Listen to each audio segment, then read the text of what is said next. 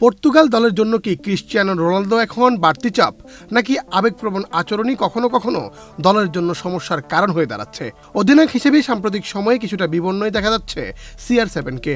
অন্যদিকে আর্জেন্টিনা শিবিরে এখনও কেন্দ্রবিন্দুতে লিওনেল মেসি।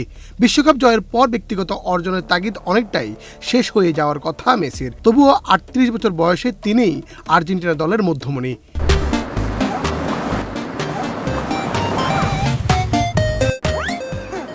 বিপরীতে ৪১ বছর বয়সী রোনালদো পর্তুগালের সবচেয়ে বড় তারকা এবং অধিনায়ক হলেও দলের ভেতরে তার প্রভাব নিয়ে প্রশ্ন উঠছে।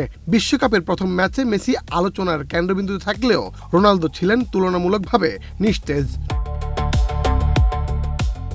লিওনেল মেসি ও ক্রিশ্চিয়ানো রোনালদোর মধ্যে কে সেরা, এই বিতর্ক বহু বছরের। তবে অধিনায়কত্বের ক্ষেত্রে অনেক বিশ্লেষক ও সাবেক ফুটবলার মেসিকেই এগিয়ে রাখেন, কারণ নেতৃত্ব শুধু মাঠে নির্দেশনা দেওয়ার বিষয় নয়, দলের ভেতরে গ্রহণযোগ্যতা, সম্পর্ক গড়ে তোলা এবং ঐক্য সৃষ্টি করাও একজন নেতার বড় গুণ। আর্জেন্টিনা দলে মেসিকে ঘিরে যে বন্ধন দেখা যায় তা আধুনিক ফুটবলে বিরল। জাতীয় দলের একাধিক প্রজন্মের ফুটবলারদের সঙ্গে তার সম্পর্ক অত্যন্ত ঘনিষ্ঠ।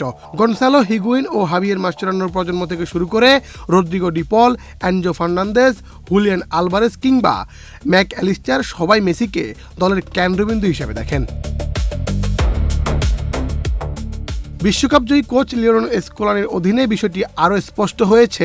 বিভিন্ন সাক্ষাৎকারে ডি পল সহ বেশ কয়েকজন ফুটবলার বলেছেন, মেসি শুধু অধিনায়ক নন, তিনি এমন একজন যার জন্য সতীর্থরা বাড়তি পরিশ্রম করতেও প্রস্তুত। ২০২২ বিশ্বকাপ চলাকালে আর্জেন্টিনা দলের ঐক্য ও পারস্পরিক সম্পর্ক নিয়ে আন্তর্জাতিক গণমাধ্যমে ব্যাপক আলোচনা হয়েছিল। সেখানে মেসিকে দলের সবচেয়ে বড় সুযোগ সূত্র হিসেবে তুলে ধরা হয়।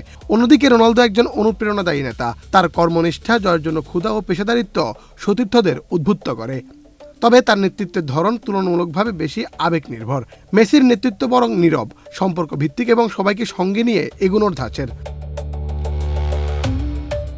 মেসি শুধু ম্যাচের সময় নয়, মাঠের বাইরেও সতীর্থদের সঙ্গে সময় কাটাতে পছন্দ করেন। জাতীয় দলের সফর হোক কিংবা ক্লাব ফুটবল, দলের ভেতরে বন্ধুত্বপূর্ণ পরিবেশ গড়ে তুলতে তার ভূমিকা স্পষ্ট। ইন্টার মায়ামিতেও তিনি নিজের পরিচিত ও বিশ্বস্ত কয়েকজন আর্জেন্টাইন সতীর্থকে পাশে পেয়েছেন। মেসির নেতৃত্বের অন্যতম বৈশিষ্ট্য হলো দীর্ঘমেয়াদী চিন্তা। তিনি নিজেকে সেরা প্রমাণের চেয়ে দলকে সেরা করার দিকেই বেশি মনোযোগী।